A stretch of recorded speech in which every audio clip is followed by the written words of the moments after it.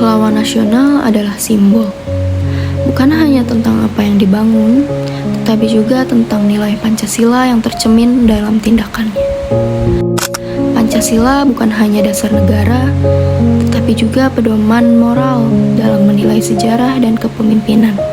Dengan adanya sila kemanusiaan yang adil dan beradab, berarti pembangunan dan kebijakan negara harus bertujuan meningkatkan martabat manusia. Lalu, keadilan sosial bagi seluruh rakyat Indonesia menggambarkan cita-cita agar hasil pembangunan dirasakan secara luas, bukan hanya sebagian kelompok saja.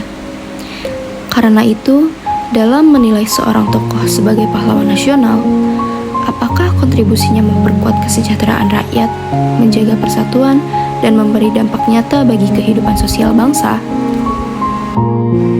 Kelompok yang mendukung pengangkatan Soeharto sebagai pahlawan nasional menilai jasanya tidak hanya dari aspek pembangunan, tetapi juga dari perannya dalam sejarah perjuangan dan militer Indonesia. Selain itu, Soeharto juga berperan dalam berbagai operasi militer yang bertujuan menjaga keutuhan wilayah dan stabilitas negara pada masa awal kemerdekaan.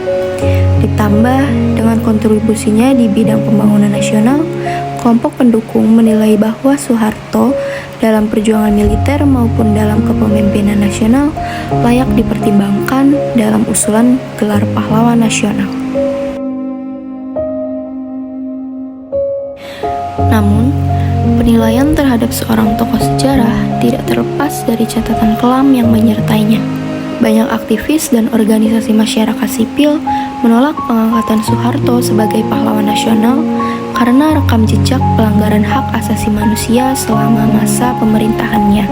Peristiwa kekerasan massal pada 1965 sampai 1966, represi kebebasan berpendapat, pembungkaman, serta penindasan terhadap kelompok oposisi menjadi bagian dari kritik utama. Selain itu, praktik korupsi, kolusi, dan nepotisme yang berkembang di masa Orde Baru dianggap bertentangan dengan nilai moral yang seharusnya melekat pada seorang pahlawan nasional. Pemberian gelar pahlawan ini dapat mengaburkan sejarah dan melukai korban pelanggaran hak asasi manusia yang hingga kini belum mendapat keadilan, di mana hal ini tidak sejalan dengan semangat Pancasila tentang kemanusiaan dan keadilan. Dengan ini, Pancasila dapat digunakan sebagai kompas moral untuk menilai jasa dan tindakan tokoh bangsa, bukan dengan melihat satu sisi saja, melainkan secara utuh dan imbang.